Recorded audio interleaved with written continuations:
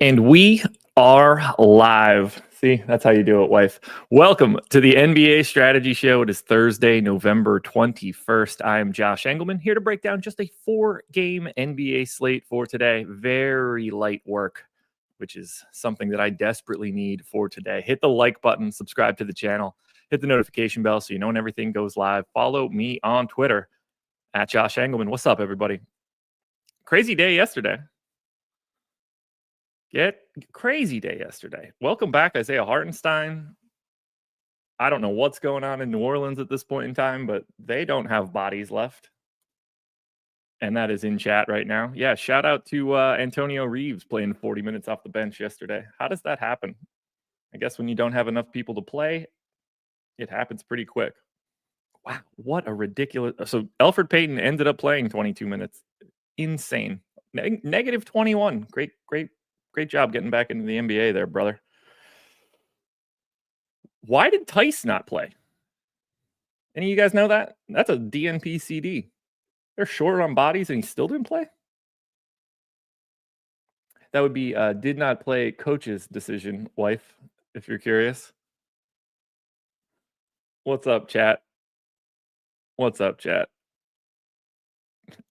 All right, I'm a loser till I win the millie. Get your booger candy ready for tonight's late swaps. I don't know if we need that for a 4-gamer. Appreciate the gusto, though, but that's a lot.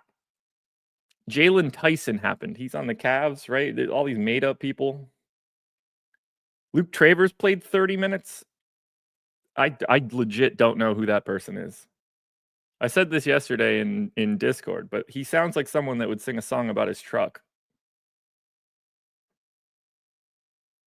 JT, they dusted off JT Thor. Wow, Cleveland was just doing whatever they wanted to do yesterday. Tristan Thompson played 21 minutes. What kind of made-up slate were you guys playing? These are all creative players. Did we have a G League contest yesterday that I didn't know about? Whew, glad I didn't play. All right, let's dive into it. 4 games to break down. Unfortunately, more than what we want to talk about. Too much news coming in. Doubtful tag on Asar Thompson. Pistons 1.5-point favorites in Charlotte. 220 total. That's the only injury news for Detroit right now. Good to see Thompson close to coming back.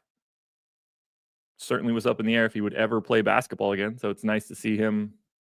Probably not today, but whenever the Pistons play again. Not tomorrow. Saturday. We might get Asar Thompson back for Saturday. Jamal Parker. 6-pick sleeper card. Nice. That's exciting. What kind of payout? 6 picks. Yeah, I mean, that's probably... You're probably in like the 15 to 20 range, right?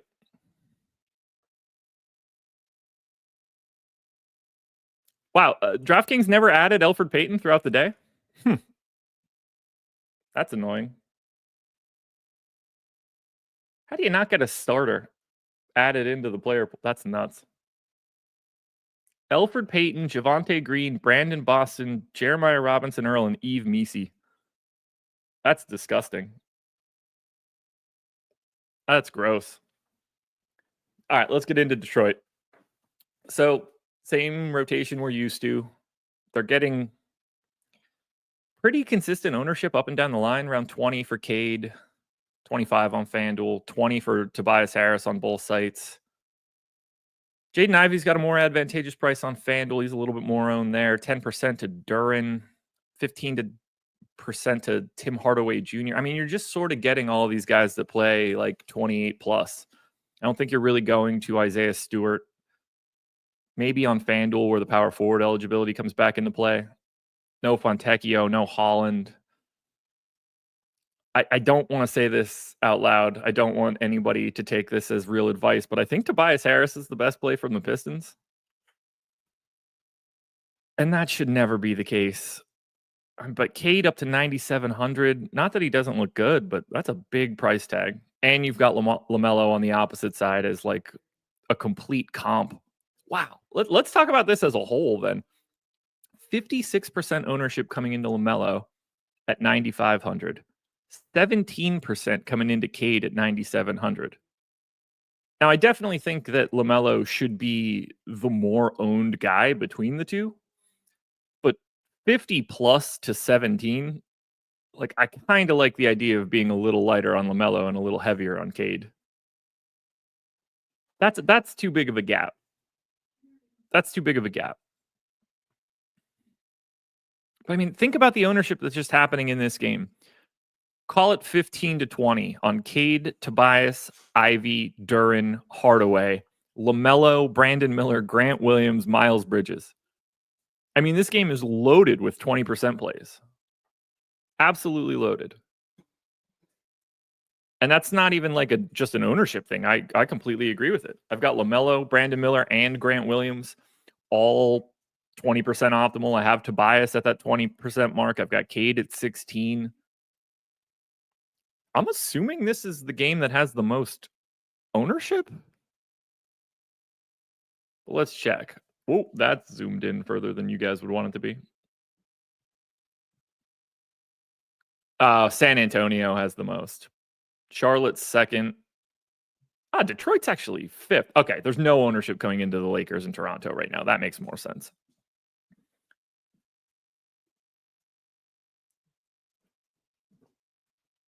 Yeah, look, I mean, these guys, Cade and LaMelo, at least in my model, are only separated by 5/100ths of a fantasy point per minute. I've got LaMelo at 1.36. I've got Cade at 1.31. I really like the idea of like sort of flip-flopping those guys in ownership.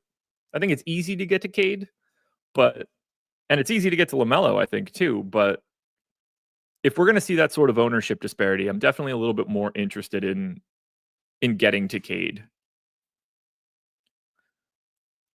Now, bet 5 for 20. Nice. Jamal, that's awesome. For those of you that subscribe to my tails, I had a 5-0 on Prize Picks yesterday. We didn't get Wendell Carter, so we didn't have the full chance at 6-0, but we 10x'd in my tails yesterday. You guys should be signing up for that. $4.99 a week, by the way. Oh, but chat. I'm assuming you guys can hear me okay, but can you let me know if that's the case? As you guys could, I would imagine, very clearly see, I am not in my normal spot at a beach house, relaxing. Took last night off, but I just want to make sure that you guys are hearing me well. All my settings and stuff are a little bit different. So I tested out the microphone before we got started and it sounded pretty good, but let me know if it's not as good as I think it is. You guys liking anything here on the Detroit side? Because I think these guys are essentially spot on their ownership. Jason, thank you. So we've got, look at these optimal rates compared to where the ownership is. Cade, same. Tobias, same. Ivy, same. Duren, same. Hardaway, basically the same. Maybe Malik Beasley's a little underrepresented, but 5,200 is a big time price tag.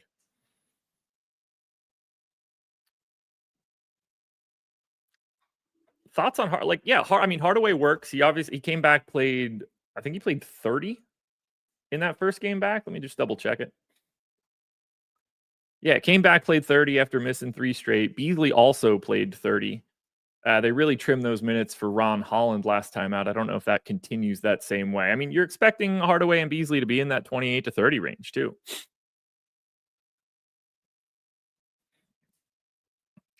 But I think Tim Hardaway is just properly owned. The problem with Hardaway is that he's just terrible. 0.68 fantasy points per minute. He's probably pretty low on my model list of per minute dudes. Where's Tim Hardaway hiding? Oh, there he is, right there. He's in the Dylan Brooks camp. Joe Ingles. Kenyon Martin Jr. It's not good. Tim Hardaway. 42nd worst NBA player in DFS. But you're going to get to him. Shooting guard, small forward eligibility. That's pretty important, especially on a 4-game slate where you need a little bit of additional flexibility. Getting somebody that you could roster in 5 of the 8 roster spots, that's helpful. And Beasley's price is just a little inflated right now because of that bump up in minutes that he saw when when Hardaway was out for that 3-game stretch. Yep.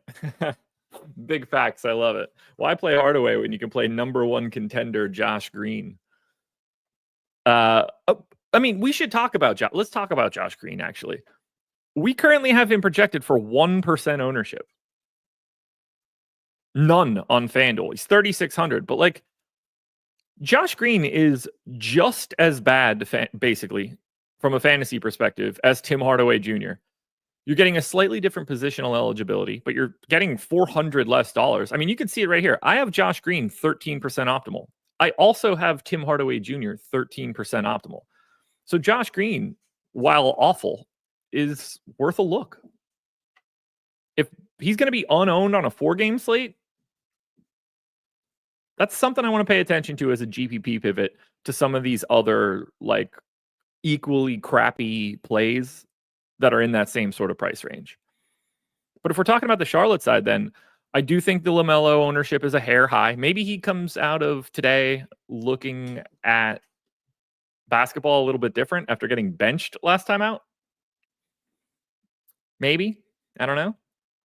But like all these other guys are owned where they should be. I have Brandon Miller, 22% optimal. He's 21% owned. I have Grant Williams, 21% optimal. He's 21% owned. Bridges is in that 15 to 20 range. Cody Martin's like 10 to 15% owned and optimal. Trey Mann getting a little bit more ownership than I'd like, but every once in a while he just falls into that like 23, 24 minute type game, and then you wish that you had him. I mean, last time out, we did actually get 26 minutes out of Trey Mann, so I can there is certainly some upside for him. Yeah, big facts. That I mean, that is a great point. You know, this is the first game of the night. This will lock you into a lot and potentially limit some of the swaps that you could be making if like Rui ends up out for the Lakers or like the Wendell Carter Jr. news moves some stuff around. I'm going to find it really difficult to not have like a decent chunk of this game. Out 4 games, it's hard to just make those full stop avoidances. And it's not as if we're getting to like weird dudes from either side of this. I mean, we're getting to the guys that are heavy rotation players, basically all like 28 minutes or more dudes. You know, Cody Martin plays a little bit less than that, but he's also 3,800 guard forward, so we don't have to get, you know, like too brokenhearted about it. But there's just a lot of volume to be had here. Charlotte looks amazing, but I do think that LaMelo Ball ownership is a hair too high. So let me know here, guys. Piston side, Charlotte side, what are your priorities? You guys figure that out while I drink more of this coffee and try to knock back my hangover.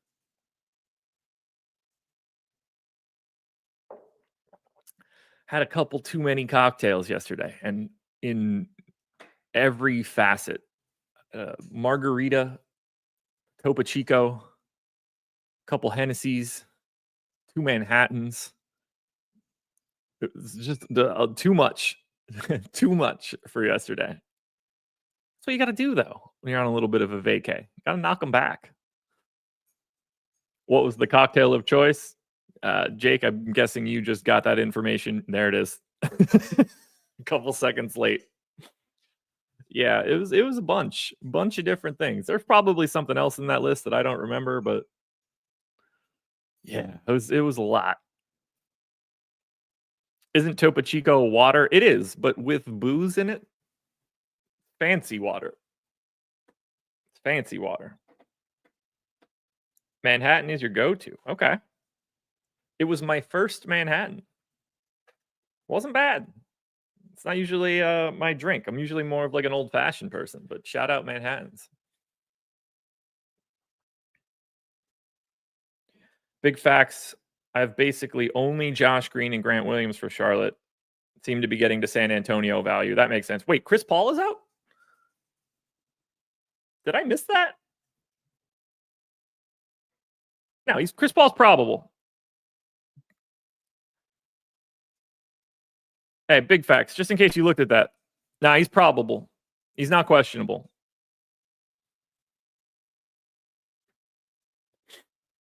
He's not questionable. So for right now, he's in. Now, injury report at, well, If it changed in the past 3 hours, then I could be wrong. But on the 6 o'clock injury report, he was fine.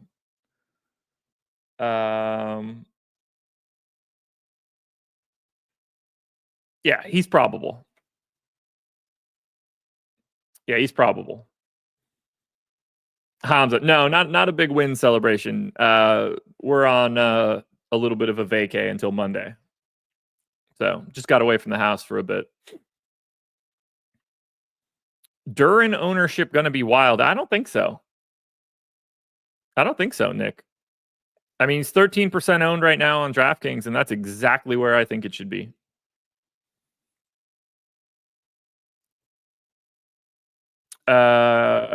You haven't gotten there yet, but do you like Diabate over Bassi for the same price? No. No.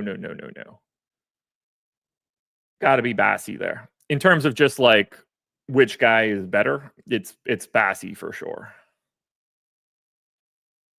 Diabate only played 16 minutes last time out, played 12 the game before that. So I'm a little bit nervous what he's going to get to. I still gave him 20, but that doesn't necessarily make him look all that good. It was certainly rosterable today because it's 4 games, but Bassi is definitely the better option. Richard, don't ever look at whatever DraftKings has. Honestly, it's a benefit to everybody if DraftKings makes that shit be wrong. It's better to know the real injury status because when people have a Q tag, they will definitely click his name less, but that is not a real Q tag, at least not as of right now. Could that change throughout the day? Could he get downgraded? Absolutely. But for right now, he's probable. But DraftKings is just pulling that from some other feed. You know, they are not managing that manually. So don't ever stress about injuries. If you want an injury status, your best bet is to go directly to NBA.com's injury report. That will be the most accurate information you'll have. And they update every hour at the half hour. So there will be another one at 9:30, 10:30, 11:30.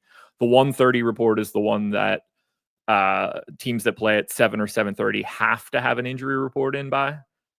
You have to have a submitted injury report 6 hours before you tip off. Before that, you don't have to have them in. Dangerous. We haven't gotten to that game yet. We're going to hop to the next one now. That's Minnesota-Toronto. Wolves are 6.5-point favorites in Toronto, 225 total. Now, we do have a bunch of injury news here that's going to really complicate this game until we actually get what we need. Mike Conley is questionable. Dante DiVincenzo is questionable. Conley with a left great toe sprain. Dante DiVincenzo with back spasms. And then for the Raptors, Scotty Barnes is questionable. Coming back from that orbital fracture. Have to assume, I would expect him to come back in a mask. In theory, he could still have his cardio. I only went to 30 minutes if he's going to be back in. He'll be at least a little interesting. I mean, Toronto looks awful. Awful. Power. I probably have had a smoked old fashioned. I don't really like smoked flavored things unless it's like barbecue. I don't really like it in my drinks. Like I'm not like a mezcal guy or anything. So for the Minnesota side, they're the significantly more interesting team, at least to the public. Ant is 12% owned on DraftKings. I mean, add Ant into that same conversation with Cade and with LaMelo, especially thinking about Ant's ownership in relationship to LaMelo. Like LaMelo shouldn't be 50-something% owned if Ant and Cade are going to be that low. I mean, I shouldn't say shouldn't, but like it's really not going to be difficult to want to click Cade's name or Ant's name in lieu of LaMelo in that situation. And I think Ant looks good. I think he's under-owned. I actually like Ant more than I like Cade just from looking at this now. I mean, Ant, not that Cade can't play big minutes because he's obviously playing like 36 a night. Ant's playing even more as of late. 40 minutes in his last 3, 39 minutes a game in his last 5. He's averaging 37 on the season. I went 37, but like 38, 39 is certainly in play.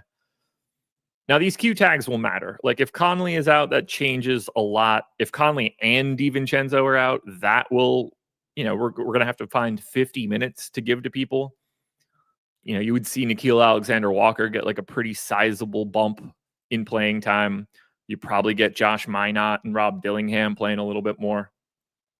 The most owned guy on DraftKings right now is actually Mike Conley, though, 22%. And I get it. Here's the wild thing for Conley. I don't know if you guys have been paying attention to his minutes, but Conley played 37 a couple nights ago and then 30 in their next game. I got to sneeze. Barely got the mute button on that one. So like if Mike Conley's playing 30 minutes a night now, 22% ownership is probably not even enough at 4,900. That's interesting because at 27 minutes, he's still my second favorite play from Minnesota, just behind Ant. But that could end up looking way better if you think that he's going to be in for the full 30. Or, based on the injury report, he might not be in at all, which would be a very different experience. I think Jaden McDaniels is a little under-owned right now. Again, it's these really poor per minute dudes. When you see one get a lot more ownership than the others, it's just so easy to want to get to somebody else. Like Tim Hardaway Jr., for example, 15% owned. 4K. Like Jaden McDaniels, 7% owned, 4,600. Like that is not the craziest pivot in the world. What are we doing? We're talking smack on Ant. No peripherals. That's not something that I really pay attention to all that much. I don't have this loaded, do I? No, not the way that I want to. I used to have it set up where you could see like what player gets their biggest piece of their fantasy score from points compared to every other stat. I don't have that set up, but I'll have to do that later.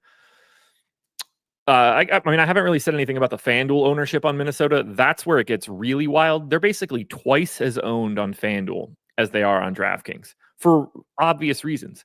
Look at Anthony Edwards' price.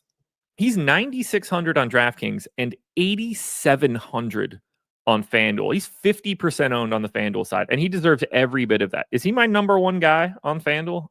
He almost has to be, right? Yeah. So I have Ant as the number one play on FanDuel. Ahead of LaMelo, ahead of LeBron, ahead of Franz, ahead of Cade, ahead of Anthony Davis. Anthony Edwards on FanDuel is amazing. But it's not even just him. 40% ownership coming into Julius Randle. He's $900 cheaper than he is on DraftKings. Conley's getting a lot of love on FanDuel. That makes a bunch of sense. You are forced into 2-point guards. So on a 4-game slate, sometimes you're just going to have people dramatically higher. We're getting 20% ownership to Gobert on FanDuel at 6,800, 15 to Naz Reid with the power forward eligibility. Still basically nothing to Jaden McDaniels, but he's actually more expensive on FanDuel. We have so many discounted price tags here, but McDaniels is actually $600 more expensive on the FanDuel side. Gobert looks good. I mean, I have him 21% optimal on FanDuel. He's 20% owned. I have Gobert 16% optimal on DraftKings. He's 16% owned. So it's a lot of proper ownership, but there are just some plays on FanDuel, in particular Anthony Edwards, where you just got to let it rip. Gotta let it rip. Now, the Toronto side, I mean, absolute insanity. All right, so I can see very quickly Jakob Poeltl's name is definitely wrong. So I'm going to drop a message.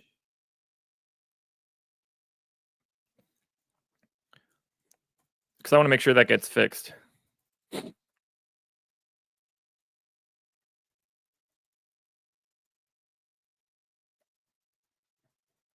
let me drop that in there. And I just got a message that we reran I think maybe I didn't pull these. What's the ownership on Anthony Davis? Let me comp that quick so I can see if I have the updated data. AD, DraftKings. Yeah, let me grab this updated ownership. We got a refresh right before the show went live. So let me grab that. That way we're talking about the right stuff. But I expect Jakob Poeltl to be getting a bunch of ownership on FanDuel. He is grading out really well to me there. And I think FanDuel changed his name again and removed the E, and it's now like weird characters and just LTL at the end for reasons. All right, let's get this updated ownership in. Oh, I'm talking about the right stuff. Boom. And boom. Got it. Okay, so it's still wild for Minnesota on FanDuel. No changes there. Not much else that we would really need to talk about on the Minnesota side. It's the Toronto side that's weird. Scotty Barnes' status will matter in a big way. I mean, that to bring back, one of your better rotation pieces, it's going to matter. And if he's in, at least on the FanDuel side where he's small forward, power forward eligible, he looks good. 15% owned. But there are no crazy priorities on Toronto. RJ Barrett's still $500 cheaper on FanDuel. So, he's getting 20% ownership there. That makes sense. Grady Dick is getting basically zero ownership. Now, obviously, if Scotty Barnes is back, that will lessen what you're getting out of Grady Dick. But, I mean, this guy's decent right now. And if he's unowned, I love that dude in a GPP. I think Jakob Poeltl's the best play on Toronto on FanDuel. We'll see what that ownership ends up being. Davion Mitchell, probably tough to want to get to, but 4,500 on the FanDuel side is kind of interesting. Probably. Here's the deal. We talk about these guys. I talk about a lot of teams like this. There's probably one or two on every slate. At least speaking from the DraftKings side, I think Toronto is over or under-owned basically across the board. And it's not surprising. They're in a terrible matchup. Minnesota should be a much better team in this spot. But if Barnes is back, should be relatively competitive. I think these guys are a little under-owned. I would like to have a couple extra pieces of Toronto in larger field GPPs. But I don't have one specific guy that I would want to get a bunch. I think Grady Dick is my preferred option. Not the best per minute guy, around 0.8. But if he's just going to be unowned, that I like. That I like. But pay attention to Jakob Poeltl on FanDuel.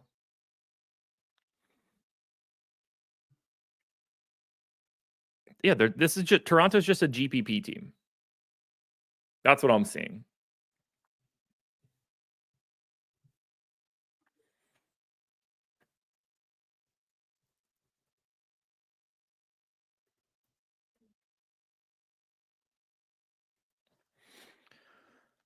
Anything else you guys want to look at for Minnesota and Toronto before we move on to game number 3? I'll bounce back to it if you give me a question. Utah Jazz. 3.5-point dogs in San Antonio, 224 total. We have a Q tag on Jordan Clarkson. And then everybody else for Utah that's normally available is Walker Kessler continues to be out with his right hip bursitis. And then for San Antonio, this one can get wild. So Victor Wembanyama already out. Devin Vassell already out. Jeremy Sohan already out. Chris Paul probable, as we established earlier. But Zach Collins is questionable. And that, my friends, might break everything. Charles Bassey is 60% owned on DraftKings. Now, I only gave him 20 minutes right now, but that could end up being a significantly bigger number. And I might just be light on him already. But if Collins is in, you're kind of expecting 26 minutes out of Collins. And at that point in time, I think, you can get Bassey up to 22 probably. But if Collins ends up out, Charles Bassey will be for sure the number one play. Now, if we're talking about Utah, I think it'd be easier to go that direction first. We are seeing the most ownership of anybody coming into John Collins. He's around 25 on DraftKings and around 30 on FanDuel. He's also my most optimal guy from Utah on both sites. Marketing clearly looks good. 7,100 on DraftKings. He's 20% owned, 20% optimal. I like that. Colin Sexton. Now that Colin Sexton and Jordan Clarkson are playing a bunch of minutes alongside of each other, I think both of those guys are pretty appealing. You're getting Sexton 15% owned. You're getting Clarkson about 20% owned. I actually prefer Sexton to Clarkson, so we'll see how that ends up shaking out. Keontae George is pretty under-owned. 14% optimal, 4% ownership. So that's an interesting GPP pivot if that's a guy that you would want to get to. And obviously, like the San Antonio side is not a tough matchup. So there's definitely some things to like here for Utah. I mean, I have their total optimal a little bit higher than where their ownership is right now. I mean, this is going to be the most popular game because of the San Antonio side, if it breaks correctly. If Clarkson is out, do you like taking any shots on Isaiah Collier? Yeah, I mean, you can certainly feel a little like, I don't even think it'd be crazy to get to a small amount of him if you're like a 150 max guy for today. 3,500 point guard only, going to play around 22 minutes, something in that neighborhood. But yeah, if Clarkson's out, you could feel more comfortable giving him another minute maybe or two. And if that's the case, like, that's going to be a pretty decent value. And obviously, like, everybody else will get an incremental bump. Maybe Juzang if Clarkson is out. They could also give more minutes to Cody Williams. It's really sort of what they're looking for there. That Collier, Cody Williams, Johnny Juzang trio, nailing down their minutes with Clarkson being out will be a little difficult. Collier is probably the guy you would want most. But we also got to remember that all three of those guys, whether it's Collier, whether it's Williams, or whether it's Juzang, they're all not good per minute guys. They're like actively bad. Yeah, it's a very different Jordan Clarkson right now, S&P. I'm happy that you pointed that out. The San Antonio side is the wild side. We have 45% ownership coming into Stephon Castle on both sites, and I completely agree with it. Highest optimal rate for me on DraftKings, highest optimal rate for me on FanDuel. Castle's, look, he's a terrible offensive player right now, but opportunity matters, and he's going to have all the opportunity he could possibly want right now with no Wemby in, and no Sohan in, and no Devin Vassell in. But there's even more ownership here. I mean, 25% to Champagne on FanDuel, north of 30 on DraftKings. The Barnacle of the Bay is sub 10 and probably should be. 15 to 25 on John Collins. Collins obviously looks a little bit better on FanDuel with that power forward eligibility. Keldon Johnson's getting 20%. We obviously just talked about Charles Bassey. Bassey's like a 1.1 guy. Even in 20 minutes, he's a really good value. So that stands out to me. I mean, Malachi Branham's getting a little bit of love at the flat 3K shooting guard small forward. I hope that doesn't happen, but I don't think the ownership is crazy. This is the highest owned team right now. A little bit on the back of Charles Bassey, but at the same time, I mean, we've got three other guys in Chris Paul, Julian Champagne, and Stephon Castle, all north of 30%. This is the volume team, and I get it. I totally get it. And if Zach Collins ends up out, everything we see here is going to be even crazier for San Antonio. Because then Mamukelashvili is going to get projected for north of 20 minutes as the backup center. He's a $3,400 power forward center eligible option. So he'll end up going from no ownership to 50 or something in that neighborhood if we get Collins out. So that Collins piece is massive. That will completely change the makeup of the slate. Do you guys have any Utah, San Antonio thoughts before we close this one out with the final game? Speaking of things that I need to do, schedule for the rest of the day. Let's pull that up. I thought I had it already on my phone, but I guess I didn't. So here we go. NFL strategy show, 10:15 a.m. You're getting Laffy and Matt Gajewski. It's Thursday. You're getting Thursday Night Football. They are breaking down tonight's primetime game. NHL strategy show is going to be at 2:30 today. That's a half hour later than the normal 2 o'clock start. Now, Here's where it gets a little interesting for today. There is no deeper dive. So we are not going live for the NBA until 6. And that's going to be myself and Eric, and we will take you all the way up until lock at 7. Then at 7:15, you're going to get NFL Live before lock. Greg and Laffy breaking down Thursday Night Football. No playback tonight, but yeah, no deeper dive. We'll only have live before lock for tonight. And don't be afraid to sign up at Stokastic. Link in the description. Click that link. It'll take you to the page that has all of our affiliate offers and the instructions of what you need to do so that you can get 1 free month of any sport package that you pick. Assuming if you're watching the show, that would be NBA. That's projections. That's ownership. That's all of our advanced data.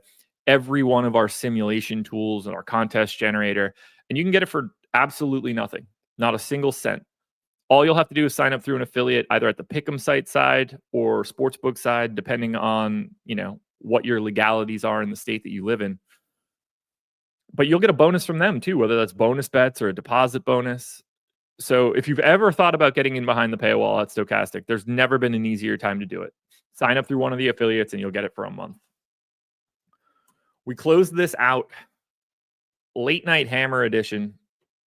Orlando Magic, 5.5 point dogs in Los Angeles, 217 total. Obviously, you're getting the Orlando defense here. This is the game with the lowest total. This is the game with the lowest pace. We have injury news that we need to deal with for the late night. Wendell Carter Jr., I'm assuming, will be questionable again if he's not just in. He was questionable yesterday, then ultimately didn't play. Maybe they're just holding him out here for this back-to-back. That completely changes what we get out of a center rotation for Orlando. I think you'd probably see Wendell Carter Jr., Mo Wagner, and Goga Bitadze all playing enough minutes that you don't want to play any of them. But whether or not Wendell Carter Jr. is in, we're getting 35% ownership to Franz Wagner right now, 9,100 on DraftKings, 9,200 on FanDuel. This is another interesting spot because Franz is in that same group as Anthony Edwards, as Cade Cunningham. And Franz is getting a ton of ownership. And he's obviously been an incredibly popular player lately. With Paolo out, he's been going bonkers.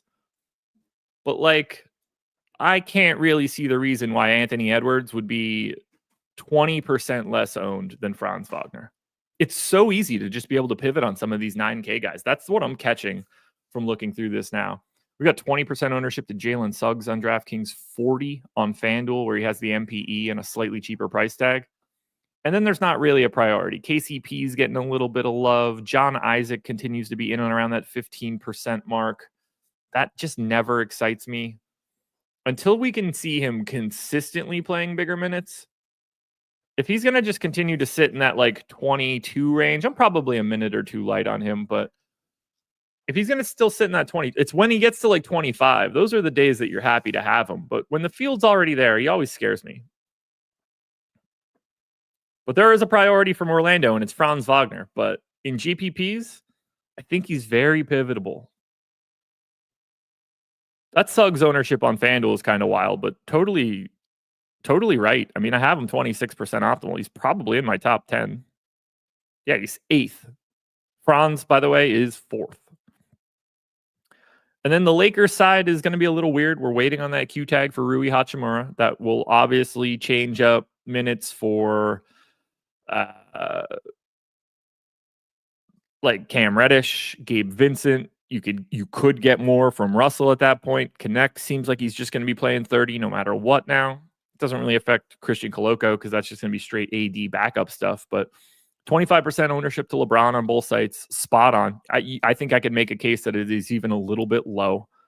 Austin Reeves is largely unowned. I think he looks like an interesting option as a pay up to be contrarian guy. Less than 10% on FanDuel, 3 on DK. Now he's expensive. He's 7,200. But he's not the worst per minute guy, 0.95. He's going to play 35 minutes. Underrepresented in large field contests.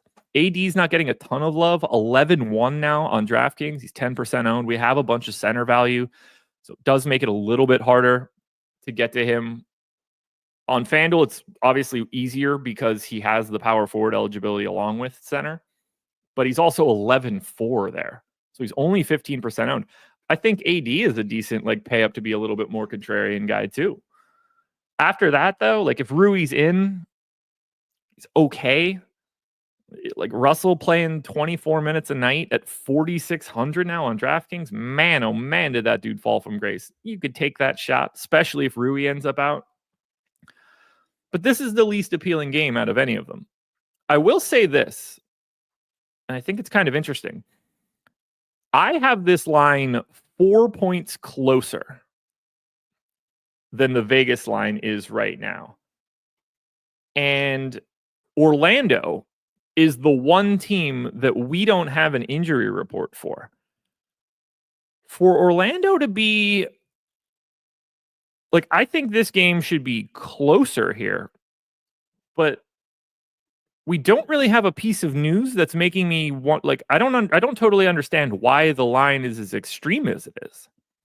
So I would not be surprised here if we get news about Franz Wagner or potentially Suggs or KCP, but that would be a bigger move. But I'm a little curious that the Orlando news is going to come out and Franz is not going to be playing or questionable. Because if I remove Franz, like I could do this pretty quickly as like a test case.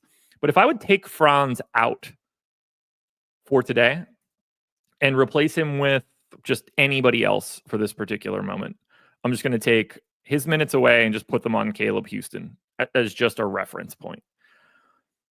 Then I get the line spot on. Okay, you guys can't see that on the bottom of the screen. Let me scroll down. So the line is 5.5.